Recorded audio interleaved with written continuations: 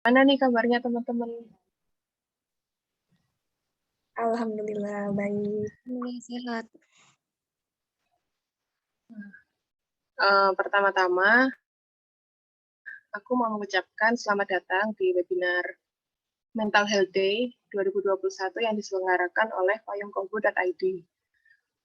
Aku juga mau apresiasi antusiasme teman-teman nih yang hari Minggu pagi masih semangat buat cari tambahan ilmu. Padahal kan hari Minggu pagi itu enaknya tiduran, rebahan, atau sambil nonton drakor gitu ya kan. Tapi teman-teman di sini mau hadir dan semangat buat mengikuti webinar yang diselenggarakan oleh Payung Kolbu ini. Oh ya, sebelum mulai, perkenalan dulu nih. Perkenalkan, aku Rahma dari Volunteer Mental Health Day Payung Kolbu. Teman-teman di sini sudah tahu tentang Payung Kolbu atau belum? Kalau belum tahu, ya sekalian aku kenalin ya. Jadi, Payung Kolbu ini adalah suatu platform yang teman-teman bisa temuin di Instagram @payungkolbu.id. Kami, insya Allah, terus memberikan edukasi seputar kesehatan mental yang kekinian. Jadi, kalau teman-teman tertarik tentang isu kesehatan mental, bisa langsung cus follow payungkolbu.id. Nah, tadi kan aku yang udah kenalan. Coba sekarang teman-teman nih gantian kenalan. Teman-teman memperkenalkan diri di kolom chat Zoom dengan menyebutkan nama, asal daerah, serta satu emosi positif yang dirasakan hari ini. Coba.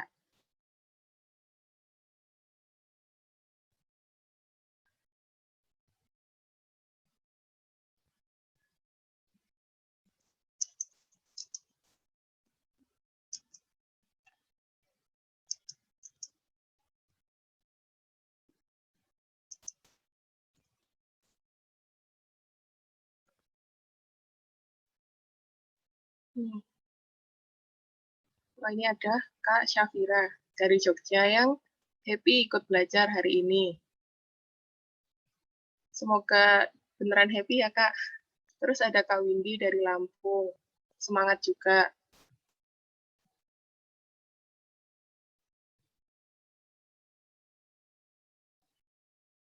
Wah, ini ada Kak Dila dari Lampung juga. Ada yang Kak Dayu Sinta dari Bali.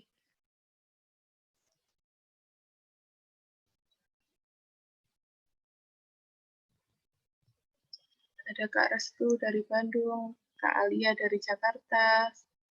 Wah, semuanya kebanyakan lagi happy dan semangat ya, Alhamdulillah. Semangat, semangat.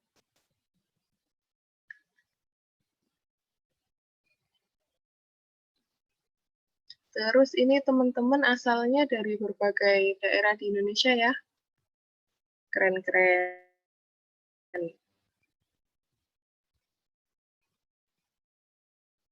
Oh iya, sambil teman-teman memperkenalkan diri, ada untuk perlu teman-teman ketahui kalau acara ini didukung oleh beberapa pihak. Dan kami mengucapkan terima kasih banyak kepada pihak-pihak yang telah mendukung jalannya acara ini.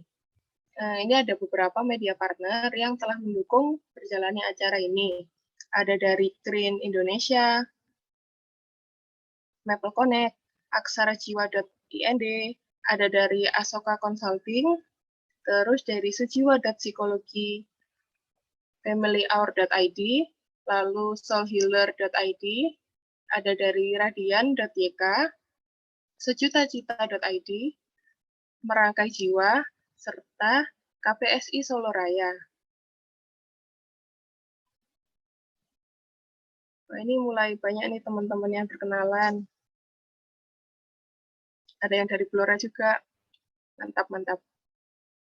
Kemudian, selanjutnya, demi kenyamanan pemaparan materi, saya akan membacakan beberapa peraturan selama webinar ini berlangsung, supaya teman-teman bisa mengikuti webinar ini dengan lancar. Yang pertama, selama webinar berlangsung, mikrofon akan dimatikan secara otomatis oleh panitia, dan peserta diperbolehkan menghidupkan kamera. Peserta diperbolehkan mengajukan pertanyaan melalui kolom chat Zoom selama acara berlangsung, dengan menyebutkan nama, usia, asal daerah, dan pertanyaan. Bagi 2 orang penanya pertama, kami akan mempersilahkan langsung untuk bertanya kepada pemateri dengan menghidupkan mikrofon dan kamera saat dipersilahkan. Terus, tersedia door prize berupa voucher diskon konseling dengan psikolog payung kolbu untuk 3 peserta yang memposting story selama mengikuti webinar ini di Instagram sekreatif mungkin dengan mengetag akun Instagram @payungkolbu.id. Kemudian, untuk e-sertifikat didapatkan setelah mengisi form evaluasi dan link evaluasi yang akan dibagikan panitia pada kolom chat saat acara berlangsung. Jadi teman-teman jangan sampai terlewat ya. Kemudian, pemenang door prize akan disampaikan melalui grup WhatsApp. Jadi teman-teman dimohon untuk stay terus di grup WhatsApp karena selain pengumuman door prize, pengumuman sertifikat juga disampaikan melalui grup WhatsApp. Oke, ini pembicara kita sudah hadir di dalam ruangan nih teman-teman. Selamat pagi Bu Katrin. Halo, selamat pagi Mbak Rahma.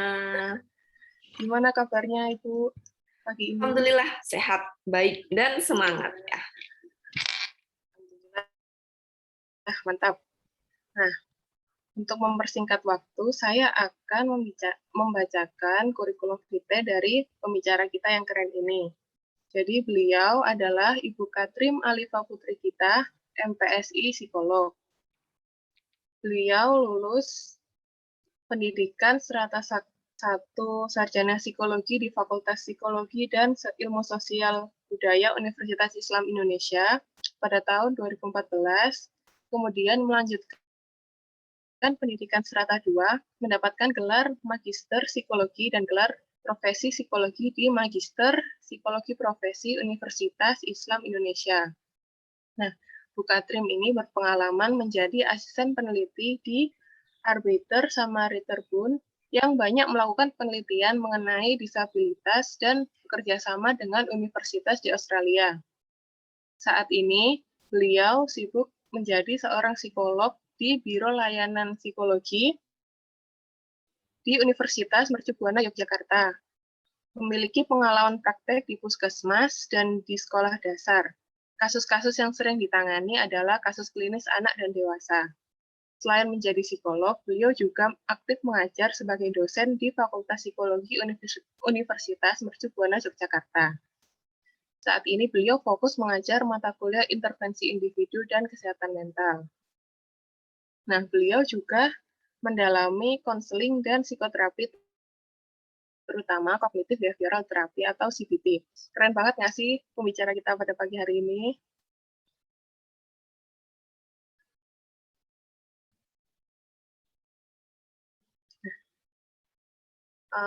Untuk selanjutnya, kan teman-teman sudah tahu nih, kita hari ini membahas tentang ODMK. Apa tuh ODMK dan bagaimana cara kita untuk hidup bersama orang-orang dengan masalah kesehatan mental tersebut. Selanjutnya, untuk layar dan waktu, saya persilakan kepada Ibu Katrin. Ya baik, terima kasih Mbak Rahma. Selamat pagi semuanya. Assalamualaikum warahmatullahi wabarakatuh. Salam sejahtera untuk kita semua. Tadi sambil saya ini ya ngecek chatnya gitu, dari mana aja sih gitu kan ya. Oh ternyata macam-macam ya. Apa namanya daerahnya ya, mungkin karena banyak kegiatan yang offline juga gitu. Nah, sambil saya tanya nih ke Mbak Rahma, ini mayoritas pesertanya apa Mbak profesinya? Kalau saya lihat dari pendaftaran kemarin, banyak yang pelajar dan mahasiswa, Ibu. Pelajar, mahasiswa umum gitu ya, karena ini juga ada yang ada yang saya manggilnya Mas sama Mbak semua aja ya gitu. Saya juga masih Mbak kok ya ya. Jadi misalkan kayak ini ya, ada Mas atau Bapak gitu Mardi SPDMM gitu, dari namanya mungkin lebih ini ya, lebih lebih matang gitu ya, lebih dewasa lah gitu ya. Kemudian tadi juga ada beberapa yang saya lihat ada SPD-nya belakangnya gitu, jadi sudah lulus S1 kan pastinya ya, ini ada juga yang sudah lulus S2 ya. Kemudian ini ada yang dari Blora ya, wah halo, saya tuh mau bilang orang Blora, tapi sekarang KTP-nya udah enggak ya. Tapi saya lahirnya enggak di sana sih, tapi besar cabe-cabean gitu di sana ya. Dari berapa bulan sampai SMA tuh di sana gitu. Kuliah juga KTP-nya masih sana gitu. Tapi kemudian setelah bekerja, menikah, akhirnya jadi warga Sleman deh gitu. Tapi saya selalu merasa orang Blora gitu ya. Jadi tadi pas ada wah dari Blora gitu ya. Kita ini ya. Mas Rasno ya, yang dari Blora ya. Ya, baiklah. Nah, tadi sudah disampaikan sama Mbak Rahma ya sebagai pembukaan bahwa kita akan membahas tentang ODMK. Ini menarik sekali sebenarnya teman-teman, karena yang namanya mental health tuh sekarang lagi gaungnya tuh luar biasa menggelora ya. Maksudnya dibandingkan pas zaman saya kuliah tuh nggak kayak gini gitu. Padahal sebenarnya kalau kita ngomongin kesehatan mental ya, nanti saya akan share screen, tapi sebelum itu kita bahas dulu lah tentang kesehatan mental. Ketika bicara tentang kesehatan mental, sebenarnya sudah lama loh isu ini gitu. Cuman sebutannya memang dulu banget itu kepribadian yang sehat gitu, para tokoh-tokoh ini gitu. Kemudian semakin ke sini ya, pas saya kuliah gitu itu sudah lumayan lah gitu, sudah lumayan lah gaungnya ya. Walaupun psikologi itu dulu belum kayak sekarang gitu. Dulu zaman saya masuk ke psikologi ya, karena tadi saya bilang ya saya dari Blora ya, suatu kabupaten kecil di Jawa Tengah gitu. Pas saya masuk psikologi itu seangkatan saya tuh paling cuman saya 2 orang lah paling gitu. Udah tidak tidak terkenal itu psikologi gitu ya. Kemudian yang lanjut psikolog juga ya banyak bisa dihitung jari lah saking kan sedikitnya. Tapi semakin ke sini itu makin ini ya, mental health ini wah makin apa namanya gaungnya tuh kemana-mana dan sedang banyak dibicarakan ya, termasuk di luar psikologi juga gitu, misalnya di medis seperti itu ya. Saya akan sambil share screen, kita akan membicarakan ini. Baiklah. Kita kenalan dulu ya, tak kenal maka tak aruf kalau di UII ya. Yang ya platformnya bersinggungan dengan UII gitu ya. Jadi tak kenal maka tak sayang. Jadi kenalan dulu, nama saya Katrim Alifa Putri Kita. Iya benar ada Putri Kitanya, asli namanya ya. Kemudian nanti teman-teman, Mas, Mbak, Bapak, Ibu bisa panggil saya Katrim ya. Kemudian saat ini saya sebenarnya kalau secara gelar punya ini ya, gelar magister dan profesinya yaitu psikolog, tapi saat ini saya lebih banyak menjadi akademisi gitu. Walaupun saya tetap praktek sih karena saya kan menjadi bagian dari Biro Layanan Psikologi di kampus ya, karena memang kampus punya biro seperti itu dan saya otomatis menjadi bagiannya. Jadi masih sering konseling juga, masih dulu sebelum pandemi malah rutin saya tuh prakteknya ya gitu. Jadi tapi memang saya lebih banyak ngutak-ngutak teori begitu ya. Nah, kebetulan memang saya mengambil mata kuliah kesehatan mental nih. Jadi ini relate banget sama yang saya pelajari gitu ya, Mbak Rahma ya. Kemarin pas dihubungin salah satu foundernya gitu jadi yang wah, ini kok pas banget ya sama yang saya ajarin di perkuliahan gitu. Nah, ini hari ini pembahasannya tentang ODMK ya. Banyak yang kemudian tidak tahu tentang ODMK karena kita banyaknya ngomongin tentang ODGJ. Yang sering apa ya? Yang sering dijadikan highlight di mana-mana kan ODGJ ya. Sementara kalau ODMK itu jarang disebut-sebut. Bahkan ketika pernah saya waktu itu nanya gitu ya ke kelas gitu. ODGJ apa gitu, banyak yang jawab orang dengan gangguan jiwa gitu. Sekalinya saya tanya kalau ODMK krik krik krik gitu, banyak yang tidak tahu karena istilah ini memang tidak familiar seperti itu ya. ODMK itu adalah orang dengan masalah kejiwaan ya. Kalau ODGJ ya kita lihat nih biar nggak bingung perbedaannya antara ODMK sama ODGJ, ini penting nih ya, perbedaan ODMK dan ODGJ. Ini saya ngutip dari undang-undang nomor 18 tahun 2014 yang membahas tentang ODMK dan ODGJ. ODMK itu kepanjangannya adalah orang dengan masalah. Ya, yang di-highlight di situ, masalah kejiwaan. Masalah. Jadi, kalau dari UU ya, nanti saya akan menjelaskan lebih detail lagi. Kalau dari UU ODMK itu adalah orang yang mempunyai masalah ya. Ini bisa di-googling, fisik, mental, sosial, pertumbuhan atau perkembangan gitu ya. dan atau kualitas hidup ya, sehingga memiliki resiko mengalami gangguan jiwa ya, mengalami. Tapi dia punya masalah. Tapi dia masih resiko untuk gangguan jiwa. Ya, jadi untuk ODMK ini biasanya memang ada masalah-masalah dalam diri kita yang menyebabkan namanya hendaya ya. Hendaya itu hambatan. Tapi kalau di buku saktinya psikolog namanya PBDGJ itu sering nyebutnya hendaya itu hambatan ya. Jadi orang dengan masalah kejiwaan itu memiliki hambatan di satu atau beberapa aspek kehidupannya ya. Nanti kita bahas lebih lanjut. Kalau ODGJ orang dengan gangguan jiwa ya, gangguan sama masalah. Beda ya, gangguan itu tingkatnya lebih tinggi. Jadi kalau kita bicara tentang masalah psikologis ya, dengan gangguan psikologis itu beda level, beda tingkat ya. Nah, kalau ODGJ sendiri menurut UU adalah orang yang mengalami gangguan ya, sudah gangguan dalam pikiran, perilaku, perasaan yang termanifestasi dalam bentuk sekumpulan gejala, sudah kelihatan biasanya. Perilakunya aja beda seperti itu biasanya, dan hambatannya biasanya global, menyeluruh, komprehensif pada kehidupannya sebagai manusia. Karena kayak hampir semua aspek kehidupannya itu bermasalah ya, karena ODGJ-nya ini. Kalau ODGJ ini terkait dengan orang dengan gangguan jiwa itu gangguan-gangguan skizofrenia dan psikotik lainnya ya. Tarafnya paling tinggi adalah skizofrenia. Ya, dalam tangga gangguan itu ada yang namanya skizofrenia, itu sudah paling tinggi ya, kategori beratnya itu paling tinggi, ODGJ beratnya ya. Nah, ini yang perlu untuk dipahami bahwa kita tahu ODGJ tapi kita lebih gampang mendeteksi ODGJ dibandingkan ODMK. Ya, karena ODGJ itu terlihat sekali kalau kita misalnya ke rumah sakit jiwa gitu. Atau kita lihatlah orang yang misalnya jalan-jalan nggak pakai baju ya, di jalan itu kita langsung wah ODGJ nih kayak gitu kan. Bahkan di rumah sakit jiwa pun ketika sudah dalam kondisi yang stabil itu juga tetap terlihat gitu. Jadi kita akan lebih mudah untuk tahu bahwa ini ODGJ gitu. Tapi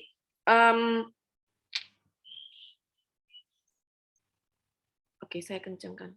Suara saya kurang enggak ya? Oke, baiklah. Saya lagi sambil ini lagi lihat chat nih. Ternyata ada yang dari Blora juga. Ya ampun, saya seneng banget kok. Saya diundang dong ke Blora ini. Ya, maksudnya kalau ada acara-acara apa bisa ya gitu. Saya tuh udah apa namanya ngisi acara, tapi kalau di Blora belum ada yang ngundang nih, sedih banget saya ya. Adalah dulu saya cabe-cabeannya di sana. Oke, baiklah, kita kembali ke laptop ya, kita kembali ke slide. Gitu. Jadi kalau ODMK sendiri itu memang lebih sulit terdeteksi dan tidak bisa kemudian ini ODMK gitu nggak bisa, apalagi yang bukan professional helper. Nah, ini penting saya sampaikan nih untuk semua Bapak Ibu yang ada di sini, Mas, Mbak, teman-teman semua, adik-adik ya, bahwa jangan pernah sekali-sekali melakukan self diagnosis atau mendiagnosis orang kalau bukan psikolog atau psikiater. Ya. Diagnosis jiwa ya. No, yang bisa menegakkan diagnosis hanya dua profesi, diagnosis jiwa. Yang bisa menegakkan diagnosis jiwa permasalahan psikologis hanya dua profesi, ya, psikolog dan psikiater. Hanya itu ya. Kalau dokter biasanya masih pakai suspek. Misalnya, aduh, skizofrenia nih, suspek skizofrenia karena butuh dirujuk ke psikiater misalnya, atau nanti dikomunikasikan ke psikolog. Ya, jadi ini saya penting banget karena ODMK ini kan saya akan lanjutkan ke slide berikutnya.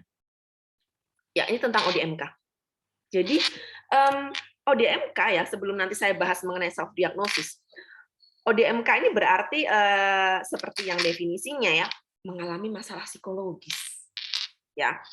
Jadi mengganggu satu atau beberapa aspek. Misalnya kalau aspek kehidupan hendayanya itu yang kita lihat adalah yang paling terlihat itu daily life living, kognitif, perilaku, sosial. Ada masalah nggak di 4 ini? Ya, kalau perilaku biasanya nggak terlalu ini sih ya, nggak terlalu terlihat kadang-kadang gitu. Tapi kadang-kadang juga terlihat gitu. Jadi 4 ini kita harus cek untuk menentukan ODMK-nya ini seberat apa ya gitu. Seperti itu. Nah, kalau dalam dunia psikologi itu ODMK juga sering disebut ya individu normal bermasalah.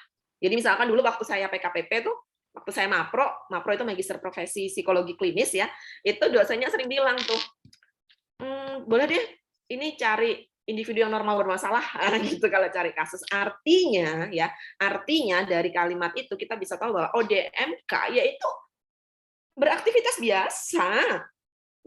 biasa, cuman sedang punya masalah psikologis, ya, yang kemudian akan mengganggu beberapa atau salah satu dari aspek kehidupannya, ya. Tapi tidak terlihat, tidak kemudian ngomongnya kalau ODGJ kan jelas, kalau bicara ini ya dia sudah terpisah dari realita, ya. Jadi kalau bicara tiba-tiba kenalkan saya nabi, bisa gitu. Kita langsung oke ODGJ gitu ya, jelas terlihat. Tapi kalau ODMK biasa, kita ngobrol juga biasa gitu loh. Orang dengan masalah kejiwaan ini tidak kemudian ketika kita ngobrol terus dia aneh-aneh gitu, no gitu ya. Ya, ODMK masih di taraf masalah-masalah yang neurotik gitu ya. Ya, jadi berkehidupan seperti biasa ya. Seperti biasa. Ya, ini ada contohnya misalnya individu dengan depresi, dengan gangguan kecemasan ya, ini gangguan harusnya karena kalau kecemasan doang kan kecemasan bisa normal ya. Kecemasan gitu ya. Kemudian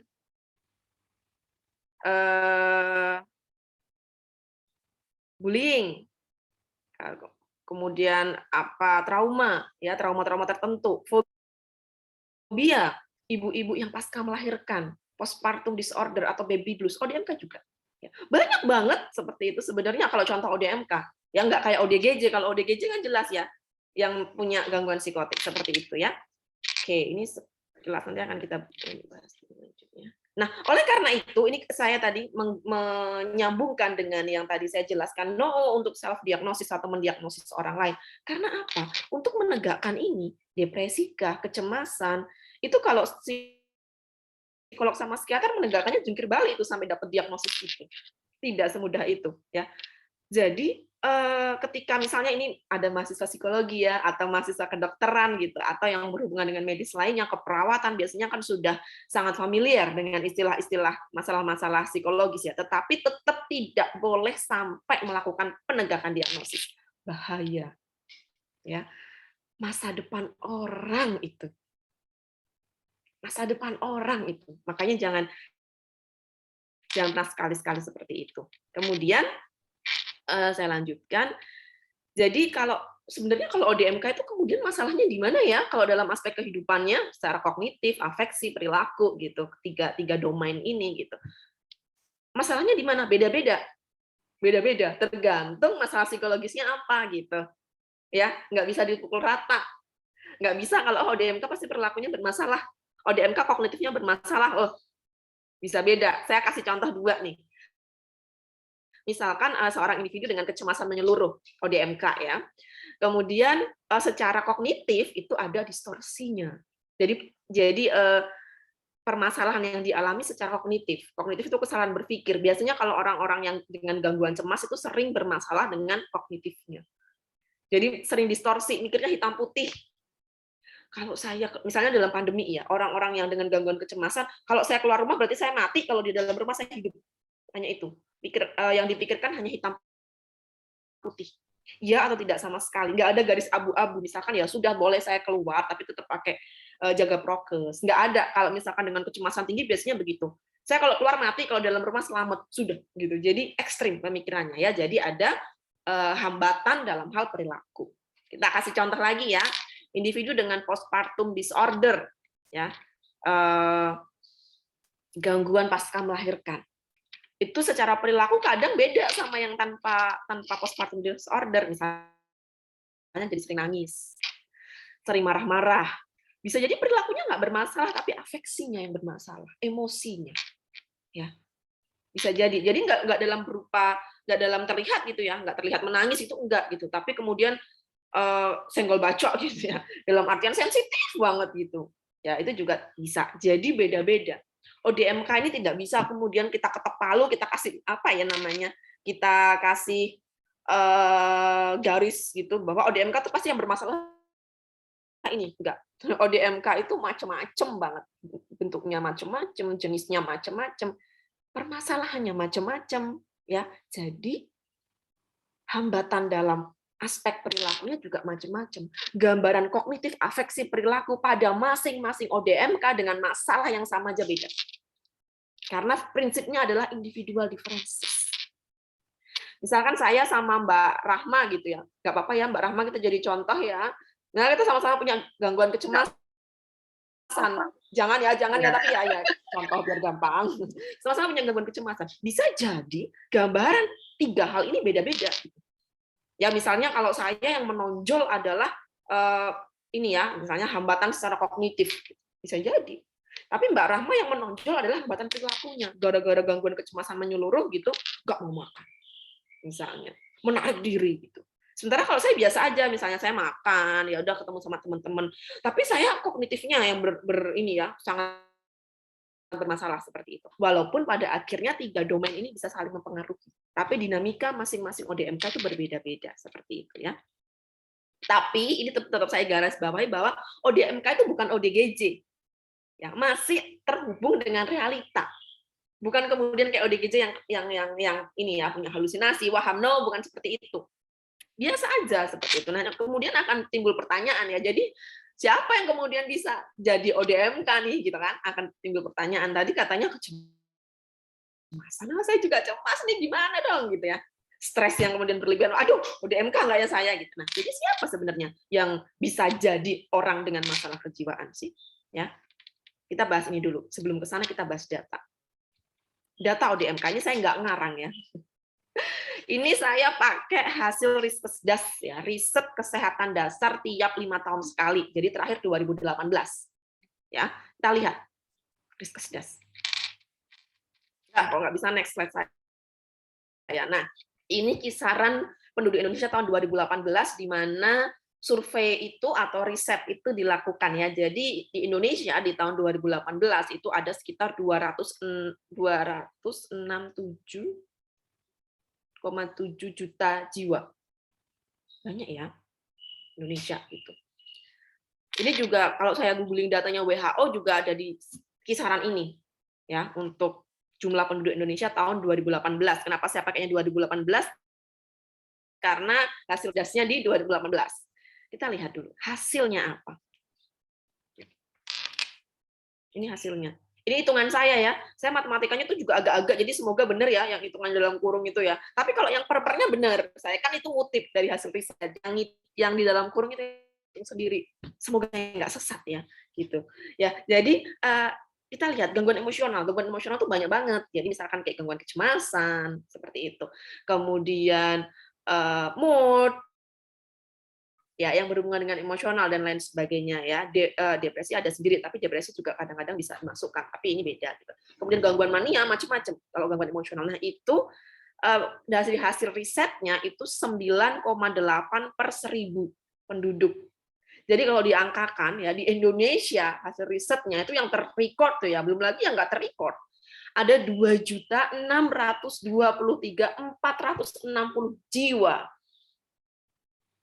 2.623.460 jiwa gitu ya, betul, mengalami gangguan emosional. Nggak main-main ini angkanya. Dan ini nggak saya tampilkan di sini, tapi saya baca risetnya, saya bandingkan dengan 2013, naik. Angkanya naik. Semua angka yang di sini dibandingkan dengan 2013 itu naik semuanya. Kemudian depresi. Ini kenapa sih depresi kok Kenapa sih depresi kok dipisah sendiri? Karena memang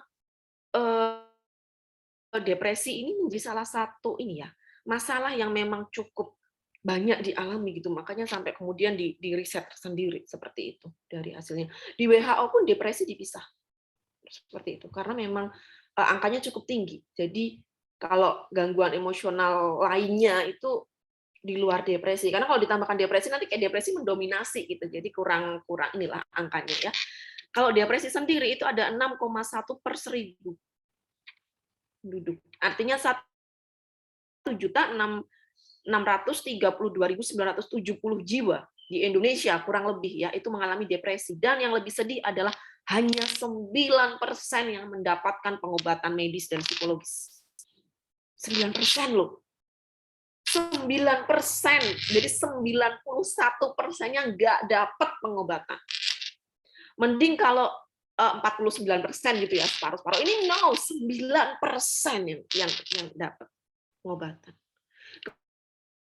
Kemudian ada alkohol berlebih juga, karena alkohol berlebih itu indikasi dari ini juga ya, masalah-masalah mental ya. itu ada 3,3 per 1000, jadi 883.410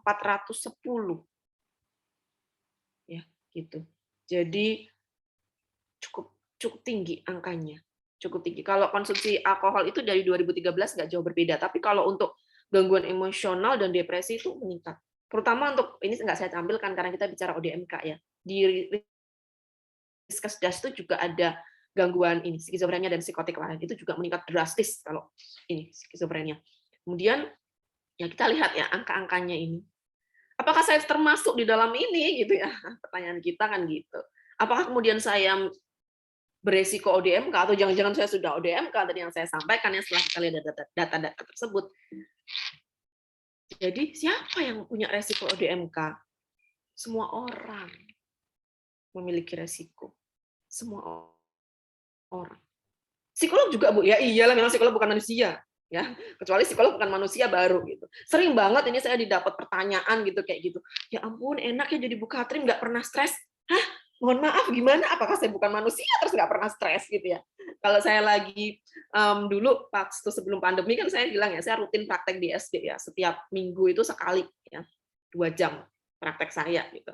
Itu kan di suatu ini ya, sekolah yang UKS itu lengkap sekali gitu, keren banget. UKS-nya itu di depannya ada perawat, kemudian ada nanti setiap minggu itu ganti-gantian ada dokter gigi dan psikolog gitu. Jadi kan ada perawat, kemudian kalau guru-guru kan suka lapor ya, biasanya suka lapor ke perawat gitu kan.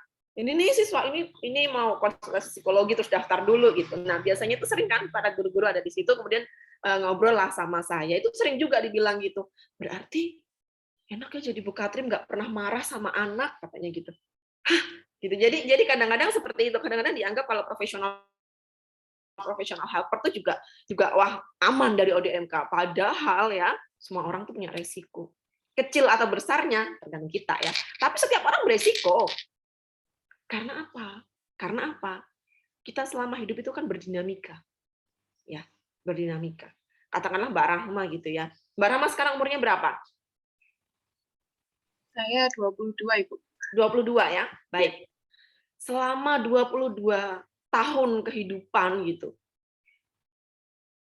Yakinkah selama 22 tahun kehidupan itu bebas dari stres dan cemas? Oh, enggak.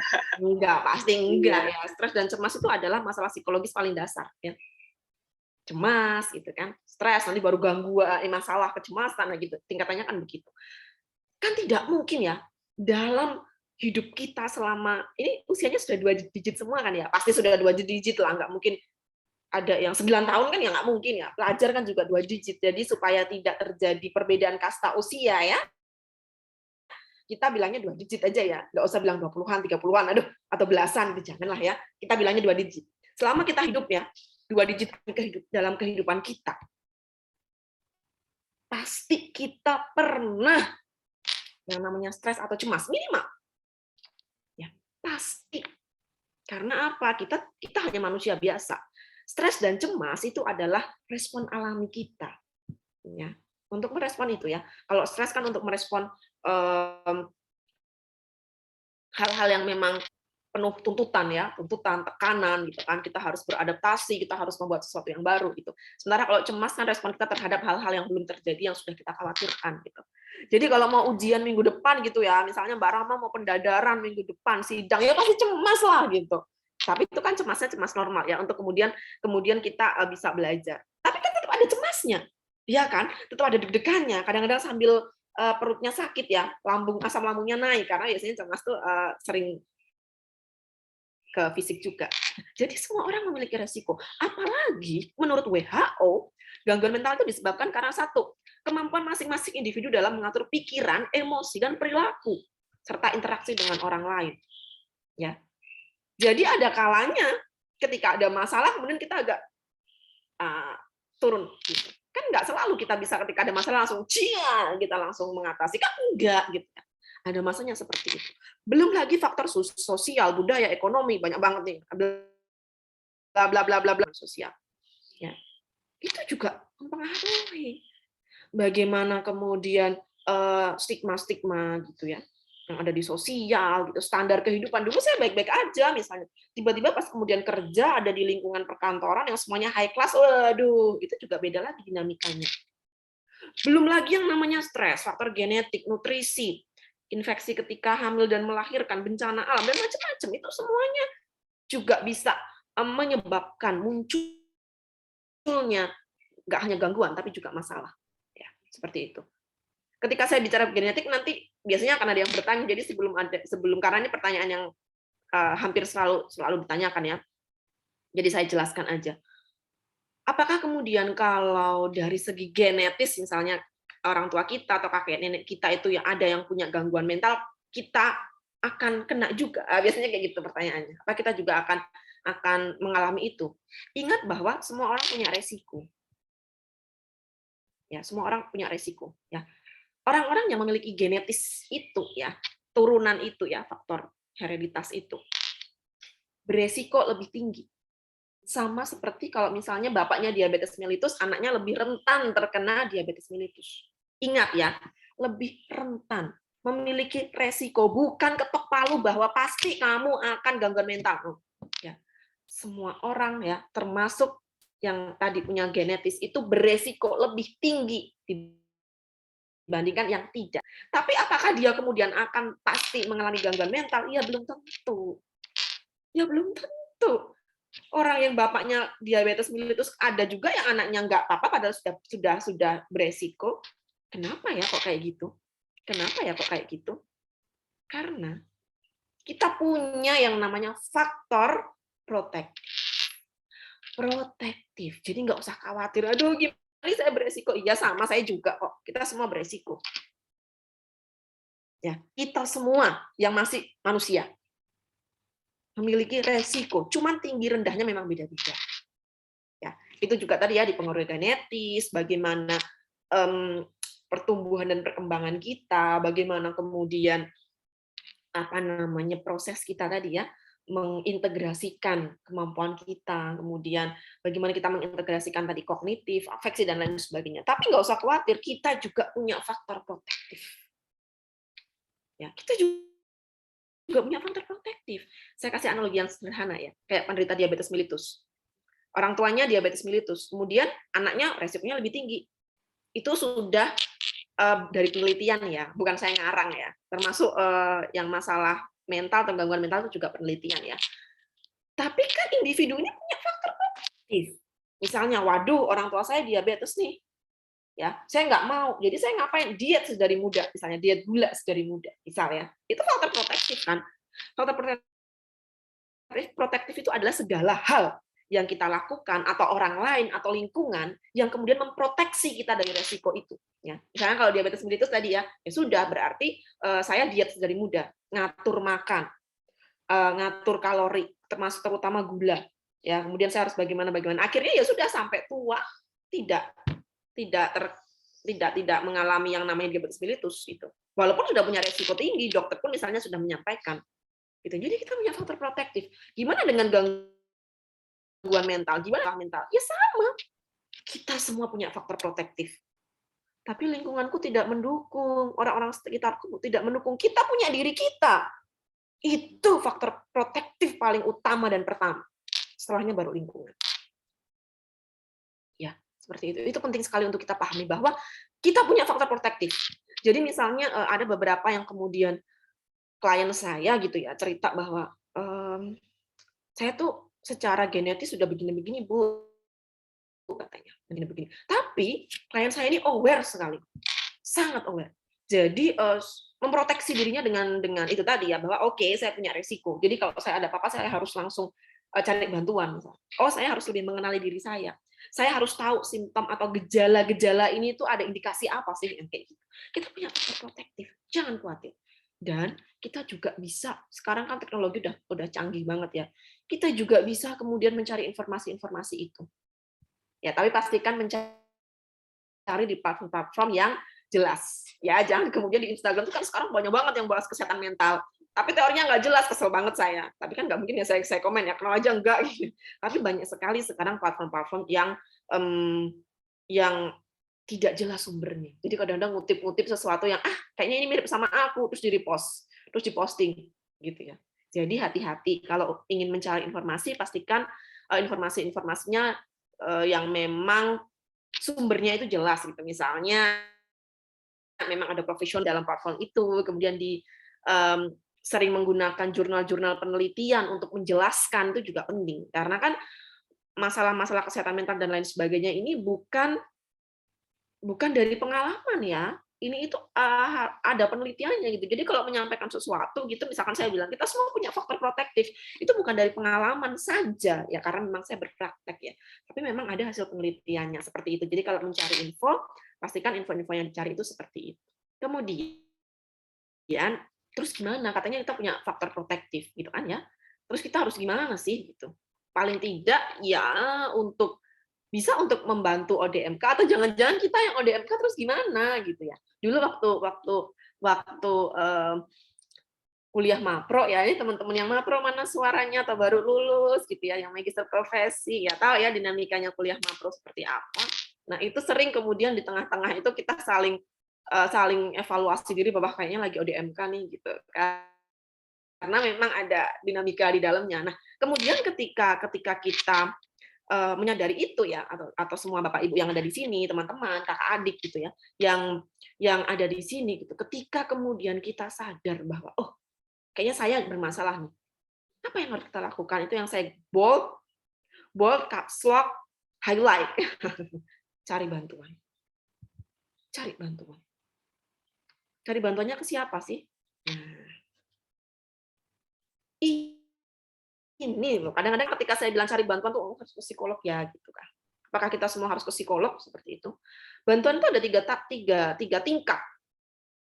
Ketika kita tahu bahwa diri kita punya masalah, kita punya 3 tingkat bantuan. Pertama, minta bantuan diri sendiri. Itu pertama. Duh, pandemi ini cemas sekali ya, bikin cemas misalnya.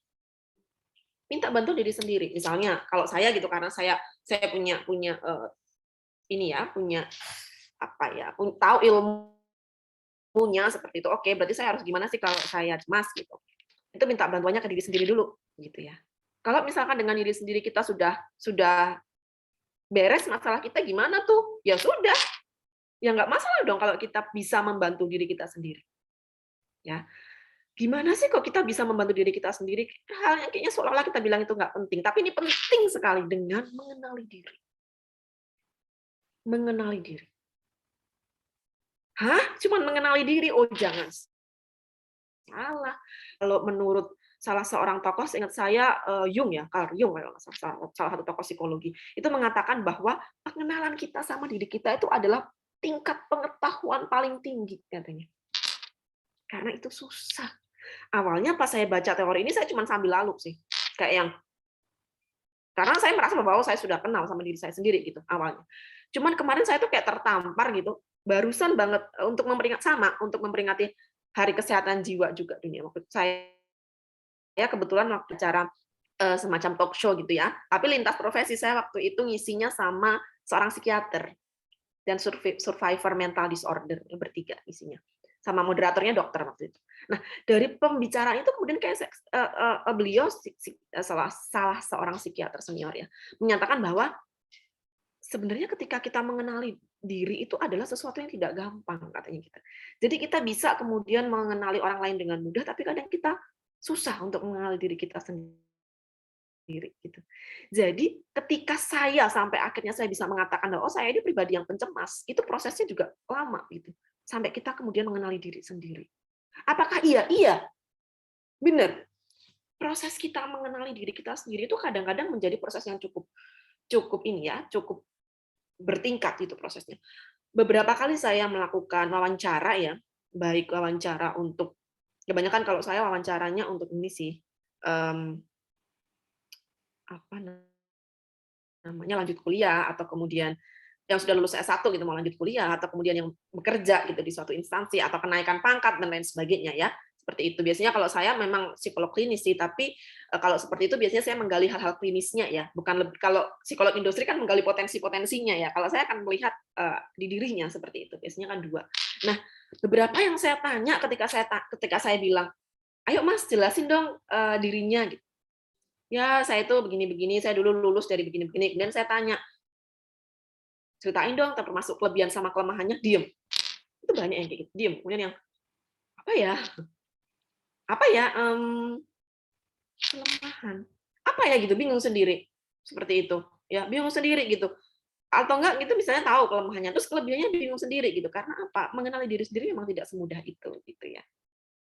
Jadi memang kita butuh untuk berlatih dan untuk bersedia ya, karena itu tidak mudah. Nah, ketika kemudian kita sudah mengenal, kita sudah bisa tadi ya, saya kali lagi ketika kita kemudian minta bantuan ke diri sendiri gitu, kalau berhasil tadi saya bilang ya sudah berhenti gitu. Kadang-kadang kan memang kita juga bisa membantu diri kita sendiri, misalnya lagi stres, deadline, semuanya perlu deadline gitu ya.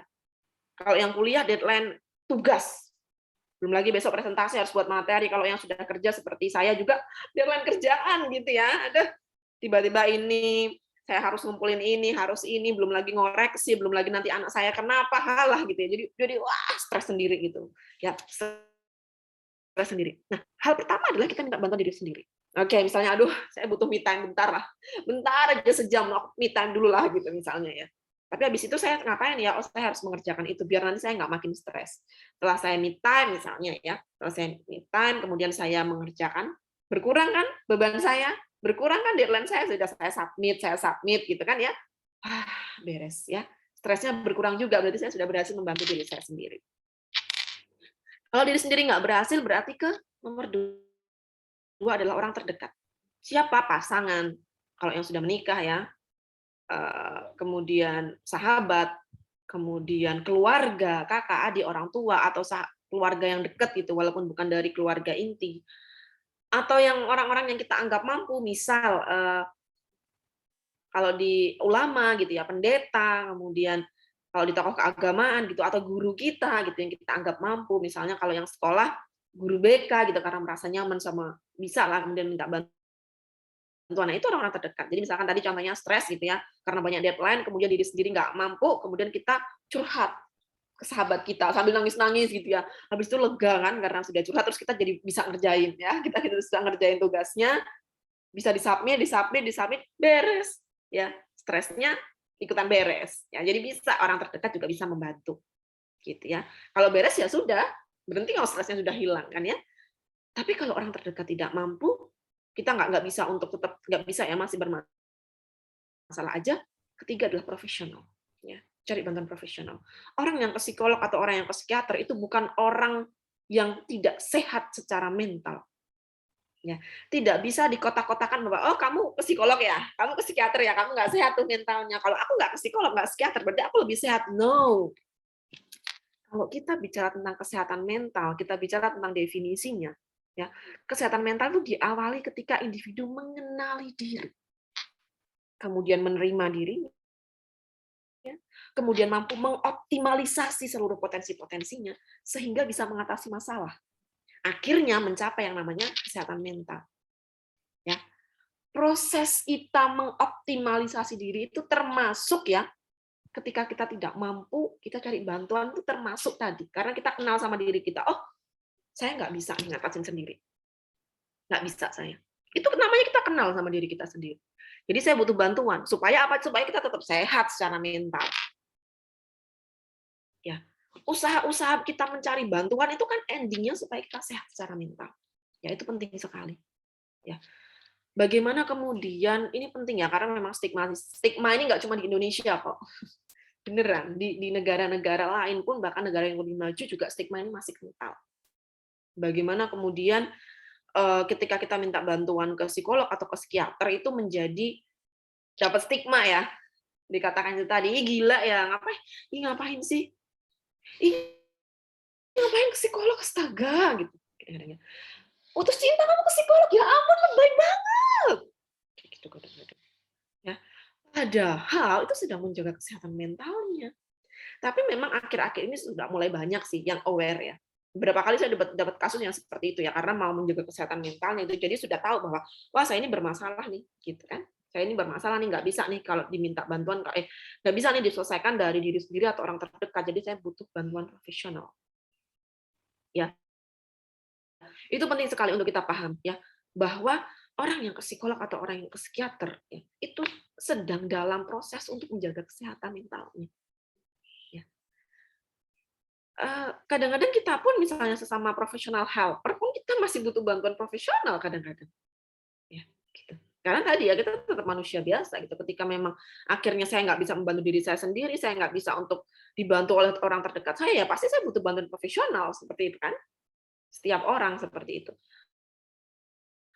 Apakah kemudian kalau kita sudah menjadi profesional helper nanti ya mungkin ada teman-teman yang calon-calon psikolog gitu ya atau calon-calon dokter gitu, calon-calon psikiater. Kalau kita sudah menjadi orang-orang profesional di bidang kesehatan, terutama kesehatan mental, apakah kita kemudian kebal terhadap masalah mental? Kan tadi kalau kita mengacu yang sebelumnya, semua orang beresiko. Jadi semua orang tuh bisa ke profesional. Apakah psikolog bisa ke psikolog lainnya? Bisa lah, kenapa tidak? Gitu. Ketika memang kita butuh bantuan. Seperti itu. Karena itu adalah bagaimana kemudian kita mengenali diri. Ya, seperti itu penting sekali untuk kita paham. Nah, lalu gimana sih kita bisa mengenali diri sendiri? Ini hal paling dasar sih. Hal yang paling dasar ya. Ini boleh dilakukan, boleh enggak ya. Ini nanti atau mungkin dilakukan setelah ini selesai ya. Penting sekali untuk kita berlatih mengenali diri. Pertama coba ambil selembar kertas, kemudian dituliskan tentang dirinya, termasuk kelebihan kelemahannya. Kita bisa menulis sebanyak apa sih? Ya. Kita bisa menulis sebanyak apa sih tentang diri kita. Nah, itu mengindikasikan kita sudah kenal apa belum sama diri kita. Jangan-jangan cuma sekalimat. Ya. Karena tadi saya sampaikan tadi, mengenali diri itu kayaknya simple. Tapi dengan mengenali diri kita jadi tahu kelebihan kita apa, kelemahan kita apa, potensi kita apa. Yang menonjol dari kita apa sih? Kita yang kita bisa nggak lakukan itu apa sih? Hal apa sih yang sebaiknya kita hindari? Nah, ini menarik. Dari kemarin waktu saya ngobrol sama salah seorang survivor mental disorder ya, yang menarik dari proses beliau untuk mengenali diri adalah beliau mampu untuk tahu bahwa hal-hal apa sih yang sebaiknya saya hindari supaya saya nggak ke-trigger.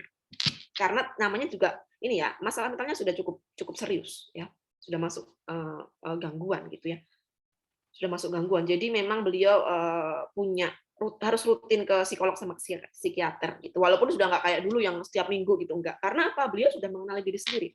Jadi sudah punya kayak alarm. Jadi beliau cerita gini, misal, waduh, agak ke-trigger nih gitu. Tapi ini triggernya ringan kok, saya bisa bantu diri saya sendiri gitu katanya. Jadi kemudian tahu apa yang harus saya lakukan. Oh, saya harus menghindari itu. Saya stop. Oke, stop. Kemudian saya mundur katanya gitu. Saya nggak mau lagi ke stimulus itu karena itu men-trigger gangguan saya, katanya gitu. Tapi kalau kemudian, aduh kok kayak gini triggernya ya, saya nggak bisa nih, saya harus curhat, katanya gitu. Karena kebetulan keluarganya juga akhirnya mendukung ya setelah proses itu.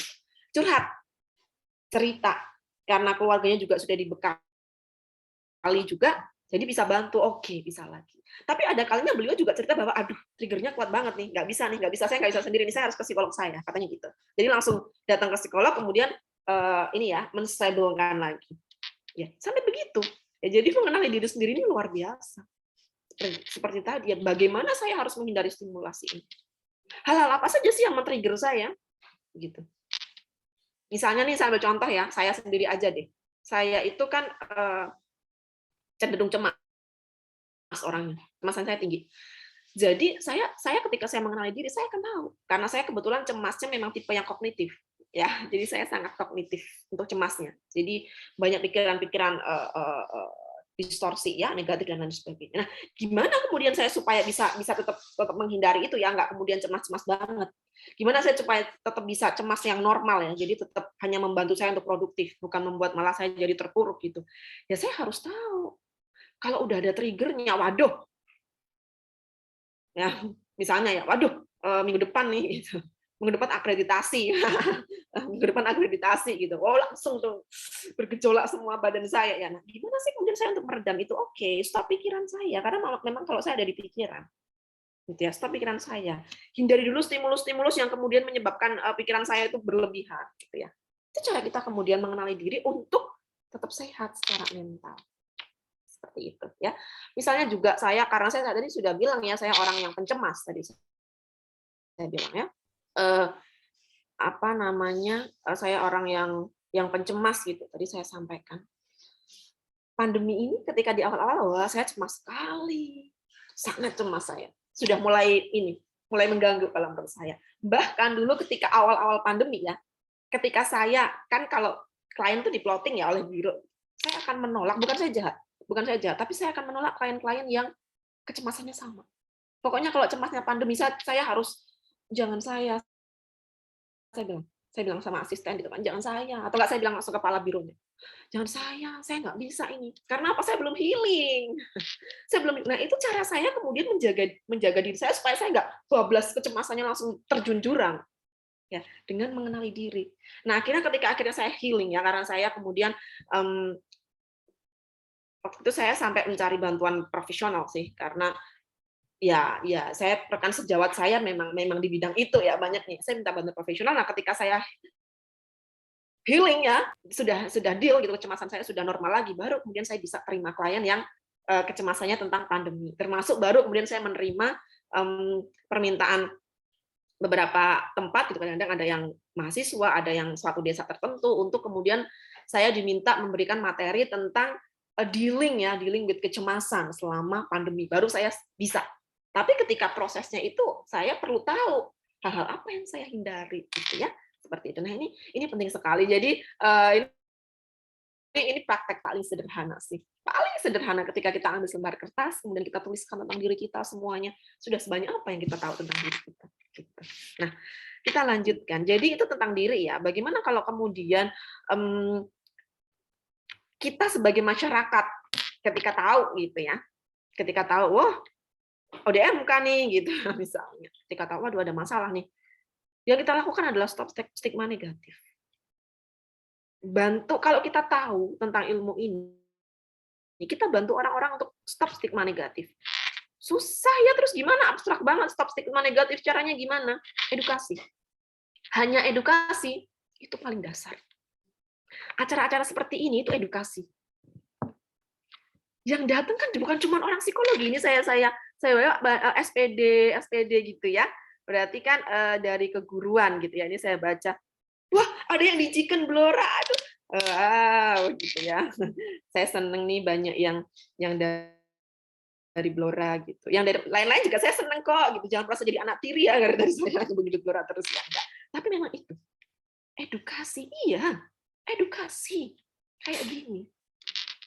Dari orang kemudian misalnya ini ada yang datang tadi ya, seorang guru gitu, kemudian menyampaikan ke orang tua murid misalnya, atau menyampaikan ke keluarganya, itu kan edukasi. Tapi ingat, edukasi itu tidak menghakimi, tidak menyalahkan, tidak kemudian memarahi orang, tidak kemudian kita sampaikan dengan bahasa yang keras. Itu mental, Bapak Ibu teman-teman semua.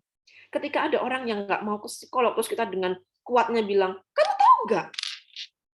Ini nih, kayak gini nih yang bikin stigma negatif. Misalnya dengan kerasnya kayak gitu ya. Kamu sudah terpelajar, lulusan S2, kok masih nganggep psikolog itu tempat orang gila. Itu keras banget, itu mental. Ya, edukasi itu bukan seperti itu. Apalagi kalau kita sampaikan menurut pengalaman, aduh, pengalaman apa? Ya pengalaman saya dalam hidup, profesional bukan. No, itu bukan edukasi, itu menggurui. Dalam artian yang negatif ya, bukan menggurui, kita bukan memberikan materi, itu bukan. Tapi maksudnya adalah kita menjadi sok tahu, kemudian ngasih tahu orang lain. Nah, edukasi bukan seperti itu. Bukan kemudian kita sampaikan apa yang sudah kita lakukan dan menurut kita itu benar, dan kemudian itu berhasil. Karena setiap orang itu beda-beda. Tapi edukasi bagaimana kita menyampaikan tanpa ada judgment, tanpa kemudian kita hakimi, tanpa kita menyalahkan seseorang, tapi kita murni memberikan informasi. Ya, platform-platform ya kayak Payung Kolbu ini kan juga edukasi sekali ya, di Instagram bisa diakses, jadi orang bisa lihat, oh ODMK tuh ini tuh, gitu. Jadi tahu seperti itu. Stigma-stigma itu ini tuh. Oh jadi kalau ke psikolog itu kalau putus cinta terus sampai kayak gini tuh bisa ya ke psikolog, itu kan edukasi. Ya. Itu edukasi. Hal kayak gini loh, menurut saya ini penting sekali yang dilakukan oleh ini ya Mbak Rahma dan tim ya. Itu bagaimana kemudian kita memberikan edukasi itu untuk sadar. Bahkan kalau saya mengampu mata kuliah kesehatan mental, itu hasil endingnya adalah para mahasiswa memberikan edukasi tentang kesehatan mental. Edukasi, cuma edukasi Bu. Kalau misalnya ada yang tanya ya, hanya edukasi Bu, kita nggak ngelakuin apa-apa. Edukasi dulu. Mau ngelakuin apa kalau edukasinya belum sampai? Karena Karena apa? Ini saya mau ini ya sedikit, tapi nggak saya tampilkan dalam slide, sayangnya nggak saya masukkan. Tapi WHO, saya mau balik ke WHO. WHO itu punya yang namanya Mental Health Action Plan 2013 sampai 2020, extend 2030. Tulisannya gitu. Jadi dulu memang kayaknya mau berhenti di 2020, tapi karena masih banyak yang belum tercapai, jadi extend 2030.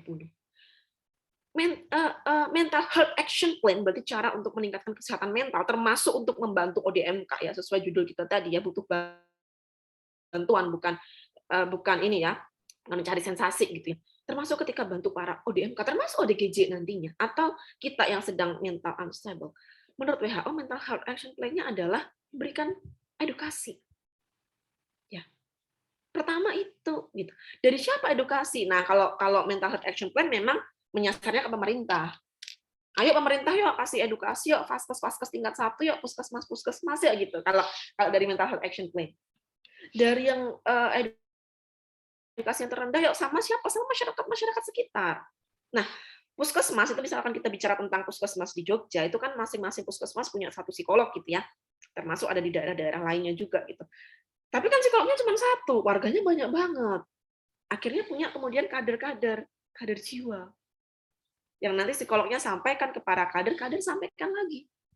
Ya, itu edukasi loh. Sepenting itu. Bahkan WHO pun menyampaikan itu. Jadi ketika kemudian kita tahu ilmu yang benar ya, jangan kemudian jadi sesat ya.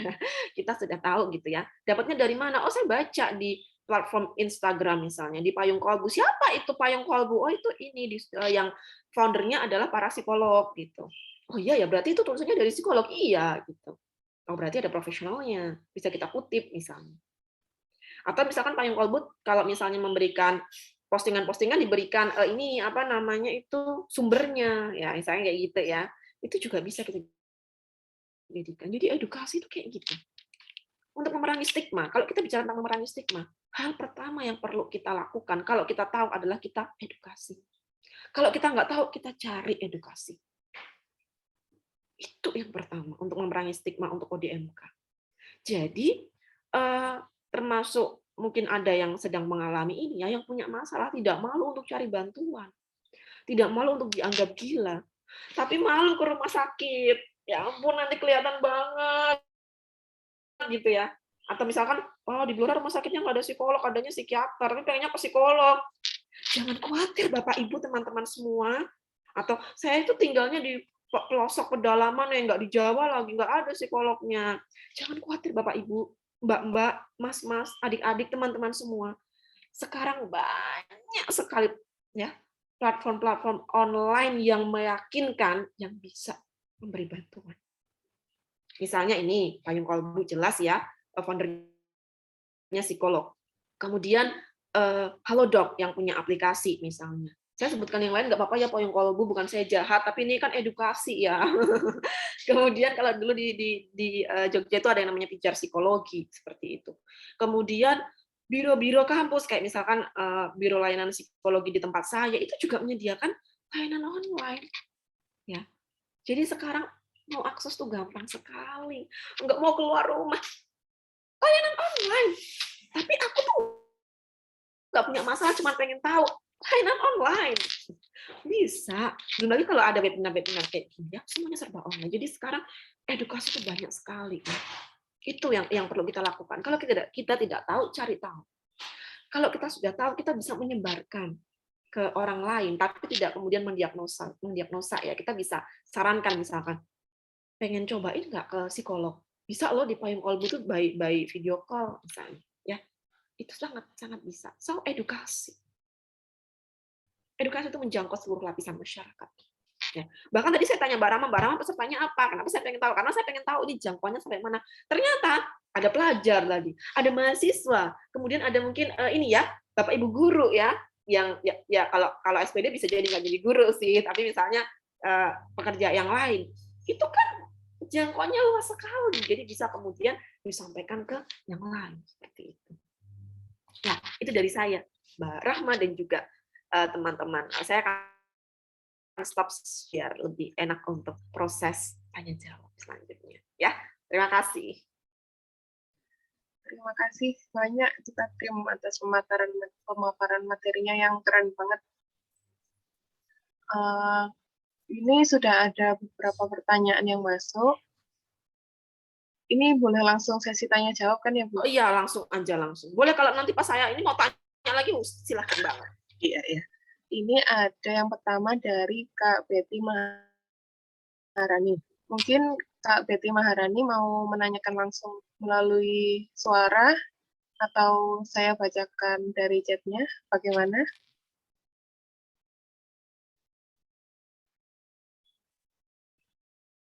Untuk Kak Betty Maharani. Mungkin tidak iya. Kakak aja yang tanya. Ya, gitu. saya. Nggak apa-apa Mbak Rahma, untuk menghemat suara kok. saya bisa saya langsung jawab aja ya. Oke, dari ini ya Mbak Betty ya. Jadi oh ini ada permintaan maafnya dulu, maaf pertanyaan tidak sesuai materi. Masih sesuai ya, nggak apa-apa ya. Jadi ini pertanyaannya adalah body shaming. Nah, nah jadi saya harus gimana nih? Tolong kasih saya saran. Nah tadi tetap ya, permintaan bantuan ada 3 tahap Mbak Betty. Ya, pertama minta bantuan sama diri sendiri dulu. Ya, udah melakukan. Kadang-kadang kan kita kalau ada masalah tuh sudah melakukan macam-macam ya untuk membantu diri ya. Gitu. Nggak bisa gitu ya, nggak bisa gitu. Kalau kemudian tidak bisa, cari bantuan orang terdekat. Ya, cari bantuan orang terdekat. Cuman dihakimi Bu, misalnya. Ya sudah, cari bantuan profesional. Kebetulan ini di Jambi itu ada mahasiswa saya yang lagi ini di sana ya, di Jambi. Jadi secara umum step untuk mencari bantuan ada 3 Mbak Betty. Secara diri sendiri, ke orang terdekat dan profesional. Kemudian nanti akan ada pertanyaan misalnya, tapi kalau ke profesional nanti saya diminta ngapain? Nah, itu nanti yang tidak bisa saya jelaskan di forum ini ya. Karena memang kalau kita nanti sudah sampai ke profesional, nanti akan di-assess lebih dalam. Terus nanti diberikan diberikan kayak solusi gitu enggak? Nanti akan diberikan ini. Lebih detail lagi malah, nggak hanya sekedar solusi ya, tapi bahkan diberikan berbagai macam ini ya, tingkatan-tingkatan gitu. Jadi nanti akan ada aktivitas.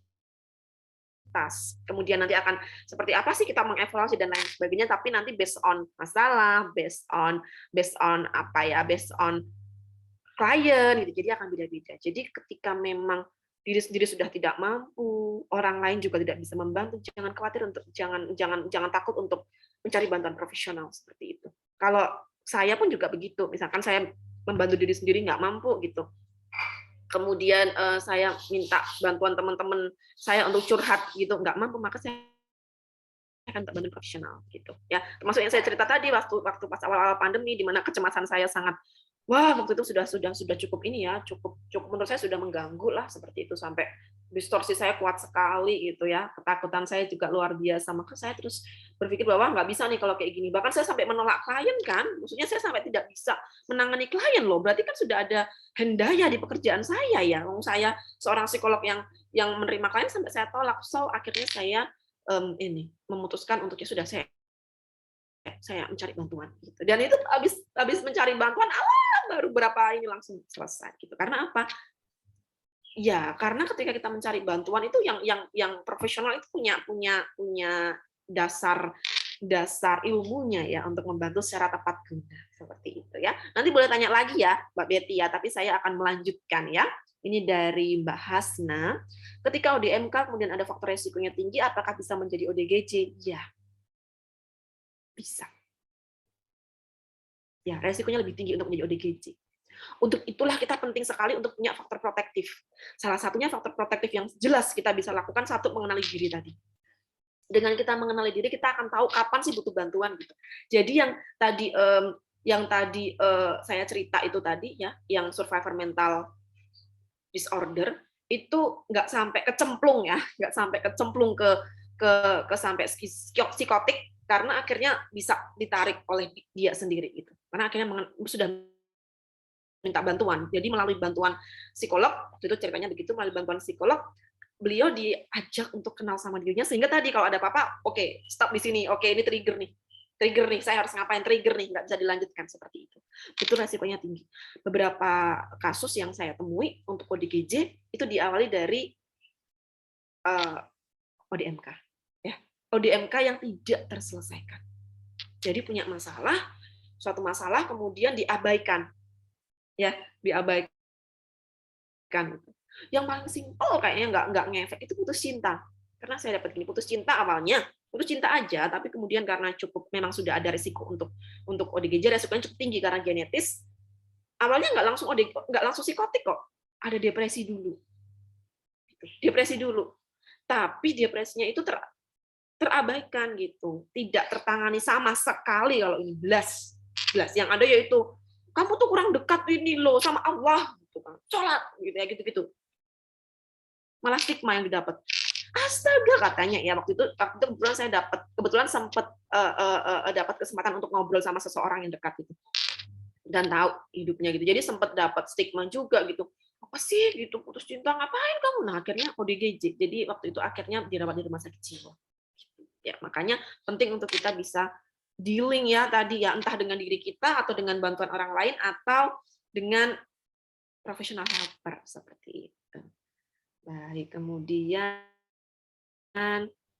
oke, ada pertanyaan. Saya lanjutkan lagi ya. Ini ya Mbak Rahma ya. Ini dari Grey Rizky. Ya, Mas ya. Saya izin biar tidak terpendam nah ini ya. Kan dia mengkhianati. Oke. Bersosial penting. Oke, jadi memang ada biasanya kayak gini ya. Jadi awalnya curhat sih gitu karena merasa itu orang yang terpercaya gitu. Tapi sekarang malah dikhianati gitu misalnya, jadi ceritanya disebar-sebar gitu, malah jadi aduh nanti mau curhat lagi gimana nih kayak gitu kan ya. Jadi terus harus gimana nih sekarang gitu. Saya tetap harus membangun relasi sosial nggak ya, dan gimana ya saya tetap bisa curhat nggak ya. Nah itu sebenarnya kita perlu cek lagi ya Mas ya. Traumanya ini sudah sampai sedalam apa gitu. Menurut saya kalau memang itu kita tidak bisa tadi ya, kita tidak bisa untuk handle traumanya, memang sebaiknya kita cari professional helper itu tadi ya, bantuan profesional supaya nanti itu diatur. Jadi nanti akan ya sudah saya bisa bersosialisasi lagi seperti itu. Kebetulan ini kita bicara tentang ini ya interaksi sosial ya. Interaksi sosial maksudnya ada trauma mendalam tentang interaksi sosial gitu. Saya waktu itu pernah dapat klien karena relate ya, jadi saya ceritakan. Saya pernah dapat klien beliau itu jadi sejak kecil selalu dibandingkan kalau ini kasusnya. Sejak kecil selalu dibandingkan gitu sama nggak cuma orang tuanya tapi juga semua orang yang di sekeliling, budenya, Pak D-nya, gitu, tantenya, omnya, mbahnya gitu. Kebetulan kok ya ini dia tuh dua bersaudara, dia anak kedua, anak yang pertamanya kakaknya tuh sangat melejit. Sangat melejit gitu. Ditambah orang tuanya itu juga orang tua yang maksudnya dulu prestasi akademisnya melejit seperti itu. Ya, kakaknya pun melejit gitu, pinter banget. Baru lulus tuh udah langsung kerja di pokoknya keren banget. Sementara klien saya itu sejak dulu secara prestasi tidak semenonjol itu, walaupun bukan yang ini ya, dia masih ranking kok gitu, cuman nggak kayak kakaknya yang selalu ranking 1 gitu. Akhirnya selalu dibandingkan, prestasinya menurun sampai kemudian sudah usia dewasa juga begitu, dan akhirnya adalah fobia sosial. Ya.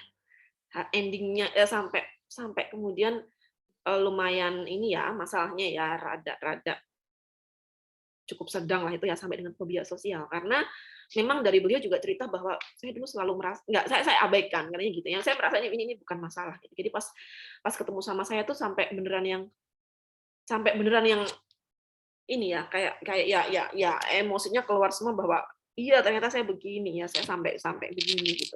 Nah akhirnya melalui proses yang saya lakukan dengan beliau itu pelan-pelan gitu, pelan-pelan akhirnya berani untuk ya tadi mulai, tapi dikit-dikit mulai berani untuk ngomong sama orang gitu. Percaya sama orang sudah bisa cerita nggak? Saya tanya. Ya cerita biasa sih, tapi kalau untuk cerita mendalam kayaknya belum, ya nggak apa-apa, itu kan proses seperti itu. Ya. Jadi intinya memang kita penting untuk kalau di teorinya Freud disebutnya katarsis ya.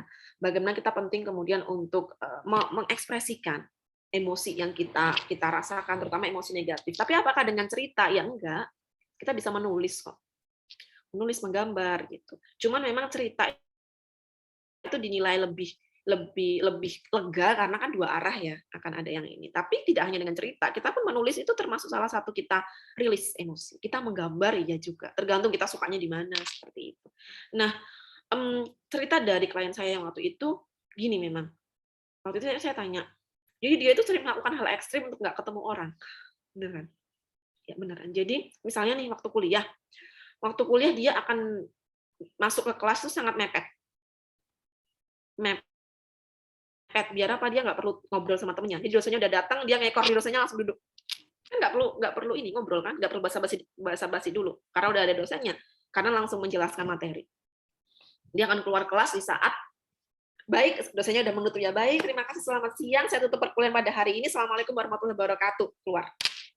Biar nggak perlu ngobrol sama orang. Kemudian beliau juga cerita bahwa kan beliau tuh tinggal di suatu kompleks gitu ya. Jadi kalau ada suatu waktu di mana tetangganya tuh akan rame di jalanan misalnya nih sambil nyuapin anak pas sore-sore, kita kan rame ya. Nah, beliau nggak akan mau untuk melewati jalanan itu ketika keadaannya rame. Karena apa? Takut buat menyapa dan disapa. Jadi kan kalau lewat tuh harus Bu, Pak gitu kan. Itu merasa nggak bisa. Jadi kadang-kadang melakukan hal ekstrim gitu. Jadi misalnya aduh pulang kerjanya pulang kuliahnya misalnya ini ya sore gitu. Aduh, sore itu waktunya ibu-ibu pada nongkrong nih. Gitu. Maka beliau akan memilih untuk kemana dulu. Ya kemana terserah, pokoknya sampai kemudian pulangnya pas maghrib, pas orang tuh pada masuk rumah. Kayak gitu. Terus saya tanya, emang ini sejak kapan gitu? Ternyata baru belum lama. Sebelumnya gimana? Sebelumnya belum separah ini sih katanya. Nah, ternyata setelah kita dalami lebih lanjut, sebelumnya sudah ada rasa itu, tapi diabaikan. Jadi nggak diselesaikan seperti itu. Ya, jadi ketika memang kita sebelum itu tadi saya bilang sebelum parah, sebaiknya memang diselesaikan. Gitu, ya, pengalaman yang saya dapatkan yaitu kemudian ada yang ya sampai se ekstrim itu karena tidak diselesaikan. Memang betul tadi ya, saya masih dalam pertanyaannya Mas Gri Rizky, kita penting untuk tetap bersosialisasi gitu. Kita penting untuk ya paling nggak ngobrol lah. Kalau nggak mau yang terlalu mendalam ya it's okay, orang punya pilihan masing-masing. Tetapi tetap interaksi sosial yang baik itu yang memang tidak dikuasai oleh trauma seperti itu. Ya, kalau kita bisa menyelesaikan jadi it's okay, nggak apa-apa. Minta bantuan orang terdekat juga boleh, tapi kalau tidak mampu memang saran dari saya adalah minta bantuan professional helper seperti itu ya. Baik, silahkan. Ini sudah berarti sudah saya jawab semua ya. Siapa tahu ada yang mau bertanya lagi, boleh sekali.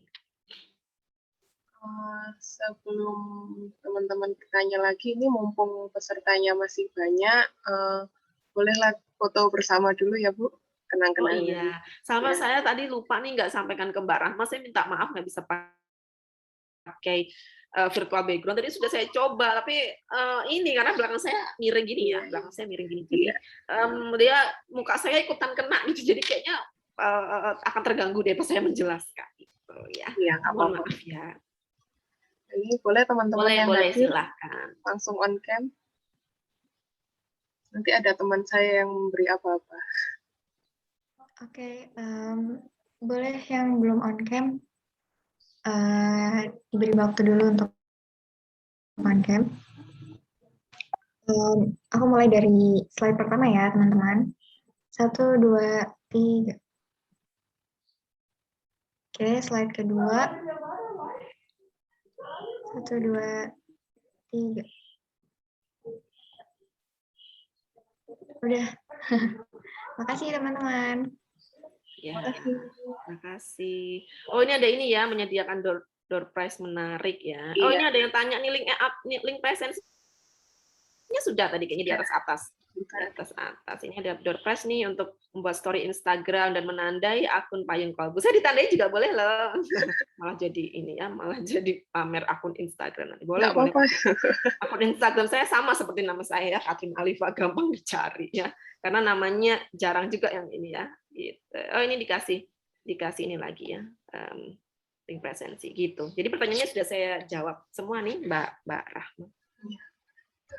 Terima kasih banyak Ibu Katri. Karena sepertinya sudah tidak ada pertanyaan lagi. Sebelum ditutup, saya ingin berterima kasih kembali kepada media partner kami yang sudah mendukung terselenggaranya acara ini, yaitu Green Indonesia, People Connect, aksarajiwa.ind, Asoka Consulting, sejiwa.psikologi, familyhour.id, soulhealer.id, Radian YK, Sejuta Cita.id, Merangkai Jiwa, serta KPSI Solo Raya.